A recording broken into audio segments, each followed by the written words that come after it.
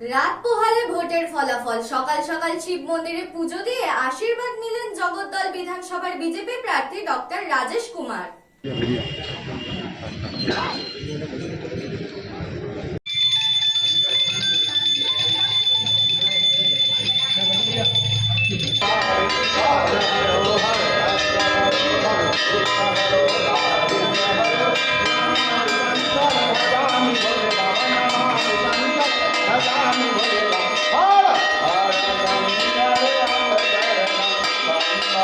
পশ্চিমবঙ্গের 2026 বিধানসভা নির্বাচন ইতিমধ্যে সমাপ্ত হয়েছে। আগামী 4 তারিখ রাজ্যের 293টি কেন্দ্রে ভোটের ফলাফল ঘোষণা হবে।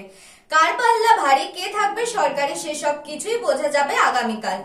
তার আগে আজ সকাল সকাল জগদ্দল বিধানসভার অন্তর্গত ঘোষপাড়া রোডের ওপর অবস্থিত নয়াবাজার শিব মন্দিরে ষষ্ঠীর পুজো দিলেন জগদ্দল বিধানসভা কেন্দ্রের বিজেপি প্রার্থী প্রাক্তন পুলিশ কর্তা ডক্টর রাজেশ কুমার।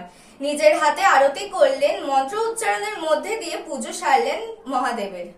আমি ভগবানের কাছে আসলাম আশীর্বাদ নেওয়ার জন্যে, কারণ আপনি দেখেছেন জগদ্দলে এই ধরনের নির্বাচন অনেক অনেক বছর মানুষ দেখেনি।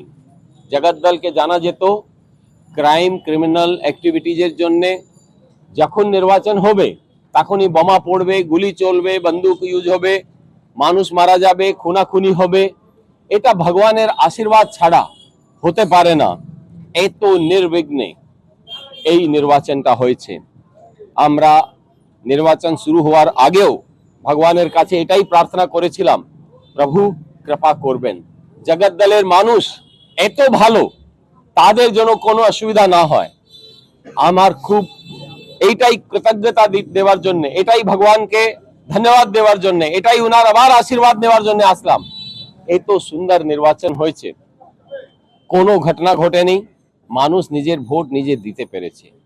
আর প্রচুর সংখ্যায় মানুষ এসে ভোট দিয়েছে, 93% কাছাকাছি ভোট পড়েছে। আমরা এই নির্বাচনে ভগবানের আশীর্বাদ তো পাচ্ছি, মানুষের আশীর্বাদও আমরা পেতে যাচ্ছি। আমরা খুব নিশ্চিন্ত এটাতে। তার জন্য আজকের দিন আবার ওনার কাছে আসে বসলাম, আবার ভগবানের কাছে ওই শিব তাণ্ডব স্তোত্রম শোনালাম, ওটাই আশীর্বাদ আবার নিলাম।